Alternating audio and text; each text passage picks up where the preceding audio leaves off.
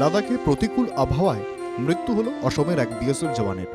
গত 18 এপ্রিল রাতে সীমান্তে কর্তব্যরত অবস্থায় মৃত্যু হয় শিবসাগরের বাসিন্দা রমেন বড়ুয়ার। এ ব্যাপারে জানা গিয়েছে, ওই রাতে অস্বাভাবিক হারে তুষারপাতের ঘটনা ঘটে। হাড়হিম ঠান্ডায় মৃত্যুর কোলে ঢলে পড়েন রমেন।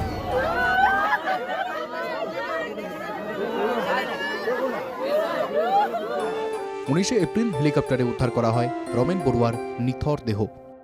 দেশমাতৃ ৰক্ষাৰ কাৰণে লাডাখত তেওঁ কৰ্মৰত আছিলে। BSFত 2012 চনত জইন কৰিছিলে আৰু তাৰ পৰা বৰ্তমানলৈকে সি যি দেশমাতৃৰ সেৱা কৰিলে, সেই সেৱাৰ প্ৰতিদান হিচাপে হয়তো ভগৱানে তেওঁক চিলেক্ট কৰিলে, ভগৱানৰ ওচৰলৈ তেওঁক লৈ গ'ল। যাৰ কাৰণে আমি অত্যন্ত দুখ পাইছোঁ। রমেন বড়ুয়ার বাড়ি শিবসাগর জেলার চিন্তামণিগড় জরাবাড়ি গ্রামে।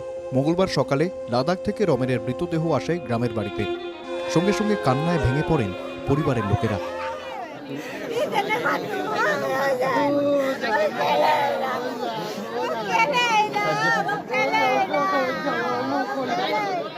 এরপর রাষ্ট্রীয় মর্যাদায় সম্পন্ন হয় শহীদ রমেন বড়ুয়ার শেষকৃত্য।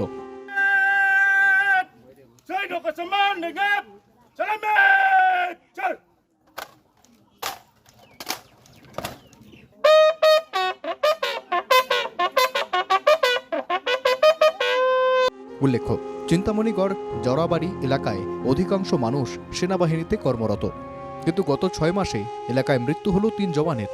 স্থানীয় জনগণ গ্রামের শহীদদের স্মৃতিতে একটি সৌধ নির্মাণের দাবি জানিয়েছেন। জিলা প্ৰশাসনক আমাৰ এই অঞ্চলটোৰ প্ৰায় প্ৰত্যেক ঘৰ মানুহতে একো নহয় একোজন ফৌজিত চাকৰি কৰা বা দেশমাতৃৰ সেৱা কৰা জোৱান আছে। আৰু এই খুব কম দিনৰ ভিতৰতে, আজি প্ৰায় 6 মাহমানৰ ভিতৰতে আমাৰ এই ওচৰতে 3জন ল'ৰা, আমি খুব তেজাল ডেকা ল'ৰা আমি হেৰুৱাইছোঁ। বীৰ শ্বহীদ হৈছে তেওঁলোক দেশৰ কাৰণে। আৰু আমি জিলা প্ৰশাসনক এই আপাহতে আপোনালোকৰ জৰিয়তে এটা আমি অনুৰোধ জনাব বিচাৰিছোঁ যে যদি আমি এই অঞ্চলটোত তেওঁলোকৰ স্মৃতিত প্ৰশাসনৰ ফালৰ পৰা কিবা এটা ব্যৱস্থা তেওঁলোকে কৰিব পাৰে স্মৃতি জীয়াই ৰাখিবৰ বাবে, তেতিয়া উঠি অহা আমাৰ যি এই অঞ্চলৰ যুৱকচাম তেওঁলোকো দেশ সেৱাৰ প্রতি আকৃষ্ট হ'ব। উল্লেখ্য, 2013 সালে সীমান্ত সুরক্ষা বাহিনীতে যোগদান করেছিলেন রমেন বড়ুয়া।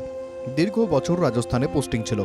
মাস কয়েক আগে রাজস্থান থেকে লাদাখে বদলি হয় রমেনের। আগামী 4 মে ছুটিতে বাড়ি ফেরার কথা ছিল, কিন্তু তার আগে এলো রমেনের কফিনবন্দি দেহ। ফলে সারা গ্রামে নেমে এসেছে শোকের ছায়া। আমগুড়ি থেকে সমীরণ দুয়ারার রিপোর্ট, NK TV বাংলা।